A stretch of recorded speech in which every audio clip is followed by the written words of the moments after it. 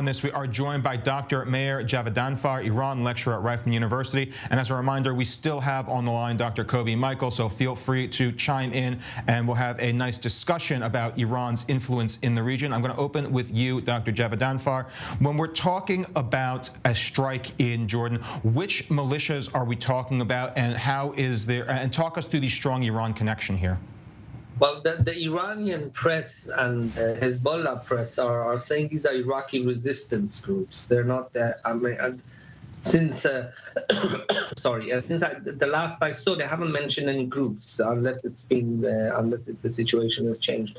But they say Iraqi resistance groups. Look, why would if Iraqis are just serving the interests of Iraq, why would they attack American soldiers?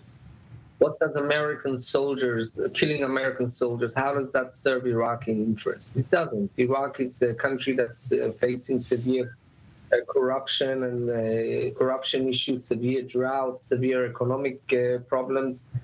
The last thing they need is yet another war after having been into so many wars since 1980 when they invaded Iran.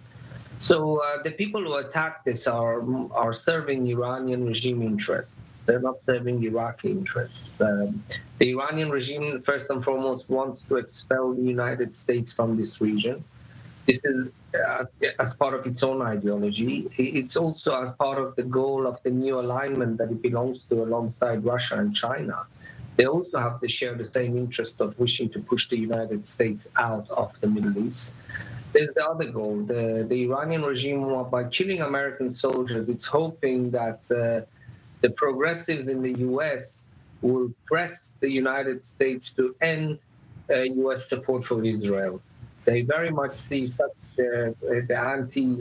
such a position by progressives as an asset, and they want to facilitate calls inside the U.S. by progressives and also some libertarians to end U.S. support for Israel. So this is another reason why they carry out such attacks. That seems a really stretch of an ask there for a simple reason. If American soldiers are getting killed, in all past experiences, it would draw the United States deeper into the region and provoke a direct response against Iran, would it not? Well, they know that President Biden doesn't want the war in the Middle East because President Biden wants to focus on other issues such as Ukraine, such as China. And of course, we have to remember something we forget in the state of Israel sometimes, that America has got its own domestic problems.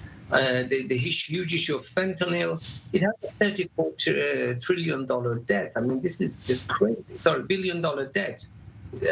And this is just crazy, and this is unprecedented. So they know that President Biden wants to focus on these things. He doesn't want a new war in the Middle East, so they try to exploit that. I'm going to also bring Kobi into this discussion now to assess some of the U.S. Goals here, simply because, yes, as Dr. Javedanfar just said, the United States doesn't want that sort of mess at this time, but at the same time, the United States can't really afford to be pushed out of the Middle East. Exactly, and I think that the American administration understands pretty well the tension between the unwillingness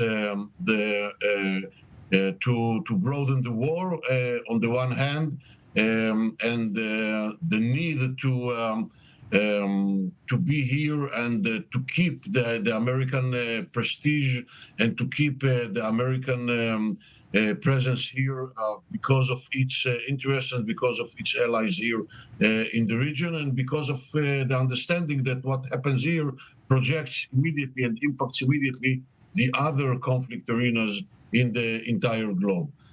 How long they will be able to manipulate with this tension, to maneuver in this tension, I don't know. I think that the Iranians are in a sort of a comfort zone that the Americans have created for them. And I think that the price for the American is getting higher and higher.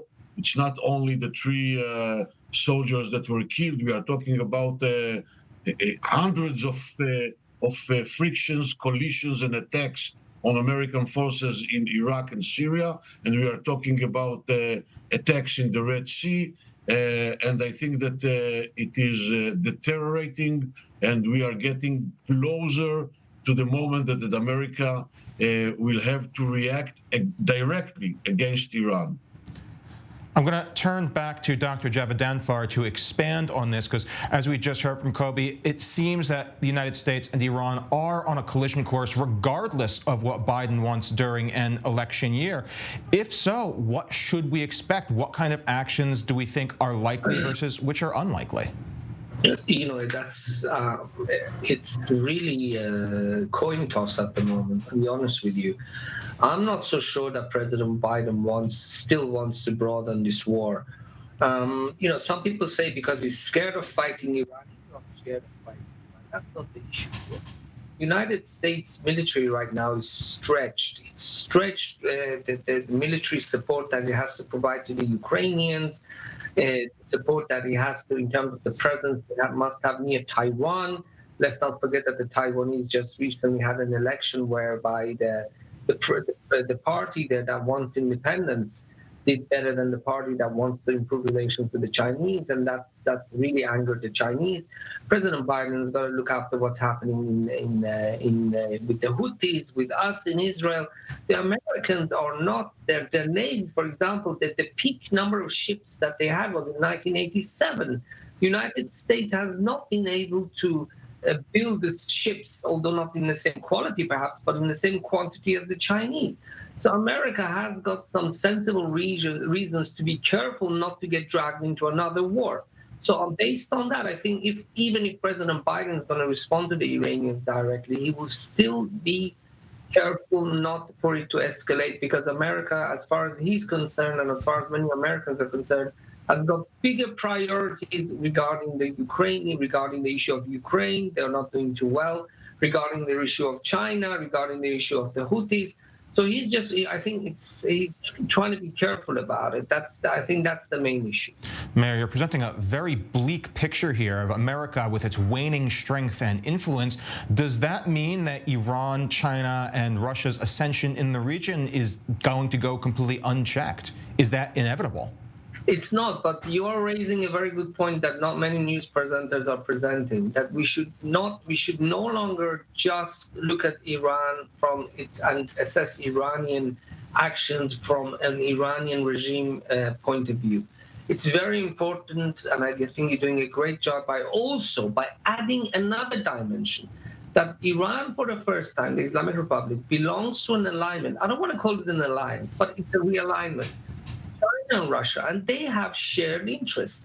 And the West right now cannot match some of their military capabilities. For example, the Americans are having a hard time to recruit enough people in America to join the armed forces. The British recently, I think, had to scrap or had to park a warship because they cannot find enough recruits for the Royal Navy. These are serious challenges that the West is facing. You could say, the Chinese and the Russians sent us to sleep over the last number of years, especially the Europeans and Americans. China just looking like it's interested in economic development, not in war, while it was building its military capabilities. Russia selling gas to the Germans, and many people saying, why would Russia want the war? Why would it want to lose its gas sales to Germany while building its military capabilities? And meanwhile, in the West and in Europe, this, for example, created the justification to shrink the military. And now that the Russians and the Chinese have shown their hand, suddenly the West has to play catch up. And at the moment, it does not have the military resources. So it has to be very careful.